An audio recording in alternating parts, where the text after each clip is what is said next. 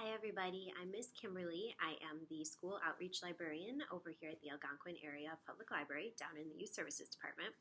And today I'm going to be talking to you about 5 books on the Bluestem Award list. And the Bluestem Award list is a selection of books that are considered excellent for 3rd, 4th, and 5th graders.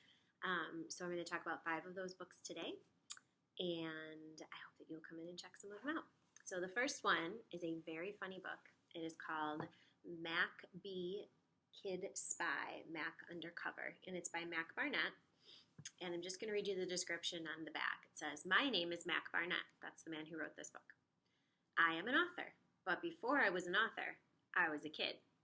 And when I was a kid, I was a spy. The story you are about to read is true. This actually happened to me. Open this book to find out more about my adventures, but beware, this mission is top secret and very dangerous." So I don't know if you can see here, but this is the Queen of England. And this book is, obviously the Queen of England has recently passed away, but this book is about when Mac was a spy as a kid, and the Queen of England sent him on a top secret mission. And it's very, very funny, and it has some illustrations. It's not quite a graphic novel, but it does have illustrations. That's the Queen and one of her corgis. And this book, I read a few pages out loud to my coworker, and we were laughing so hard at the dialogue in this book. It's really funny, and the illustrations are funny, and it's just a really good story. So if you want to read the obviously 100% true, a little bit of sarcasm, story of Mac Barnett as a child spy, I definitely would check this one out. And there's a series of them, so if you like this one, you can keep going and read the rest in the series. So, Kid Spy. The next book is called 1,000 Questions.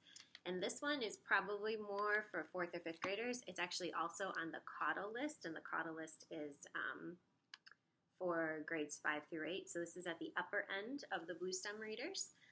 But it is by Sadia Faruqi, and the summary is, Mimi and her mother are visiting Karachi, Pakistan for the summer.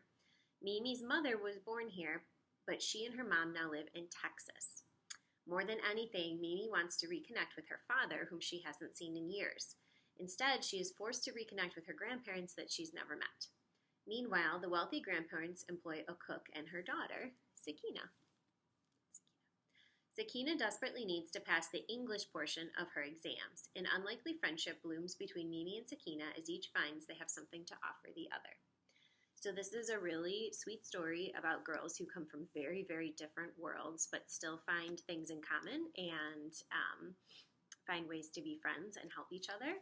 This book obviously takes place in Pakistan. I don't know much about Pakistan. I'm going to wager that a lot of you don't know much about Pakistan, so it's a nice little peek into another culture and another place that has a lot of rich history. So highly recommend checking this one out if you love reading about cultures and people who are different than your own.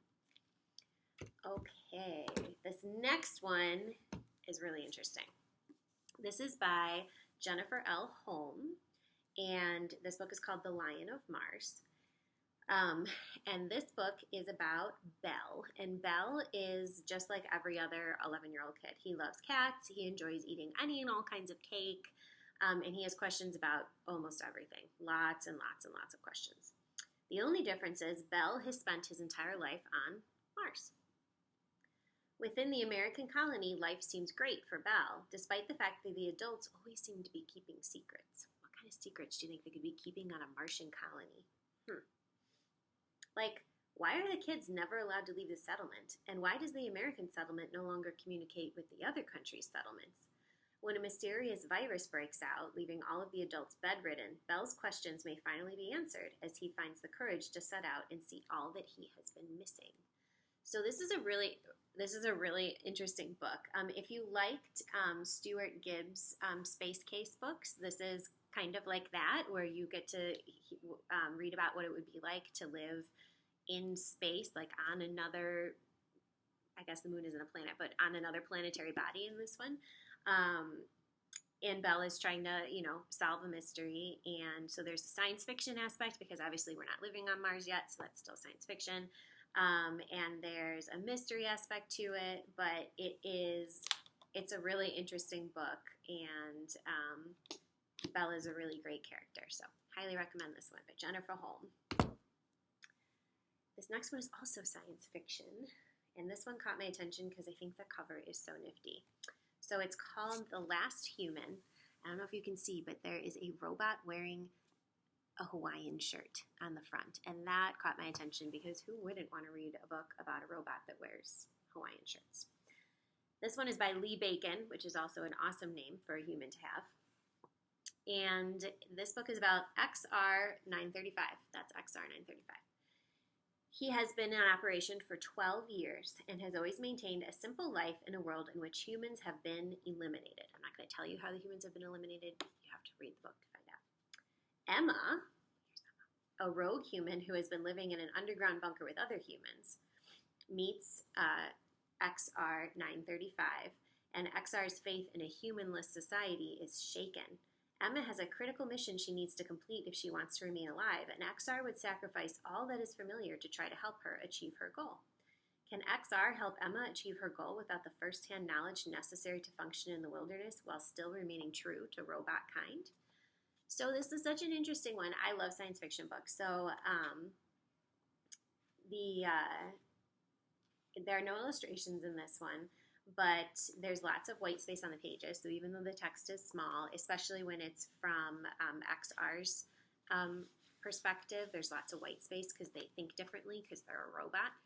And it's still, even though it's science fiction and humanity has been almost eliminated, because obviously not totally, it's still a really sweet story about two beings who are very, very different from one another coming together for a common goal. So if you like robots, if you like science fiction, if you like adventure stories, and if you are curious about how humanity got almost wiped out, I recommend The Last Human by Lee Bacon, the guy with the super cool name.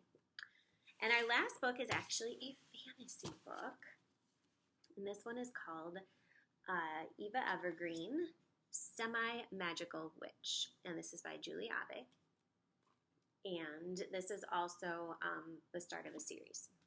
So if you like this one, there's more. Ava Evergreen must earn a novice witch ranking before her 13th birthday. If she does not, she will completely lose her magical powers. However, Eva's powers are sporadic and very minimal. That's why she's the semi-magical witch. So her only chance is to complete a magical quest. I love magical quests. She arrives in the quaint seaside town of Oteri, where she sets up a magical repair shop, completing small acts of magic for the townspeople. When a magical storm appears, though, will Eva find the strength and power to save the town and the people she has come to care about? So, I guess we'll have to find out. There are a few illustrations in this book, mostly at the chapter headings. A little bit like Harry Potter, where they have the illustrations right at the chapter headings. It's a really cute story. Eva's a really good character. You'll root for her because she's just really trying her best, even though she is only semi-magical. But you will have to read the second one to find out if she comes into her own powers and becomes more than a semi-magical witch, or if she accepts herself how she is and finds a strength she doesn't know about. I don't know. You'll have to read it to find out. So that was 5 books on the Bluestem list this year, and I hope that you will come into the Algonquin Library and check some of those out. We have them here. You might have a few of them in your school library. And teachers, if you would like any book talks in person for your classes, you know where to find me. Thanks so much. Thanks for listening. Have a great day.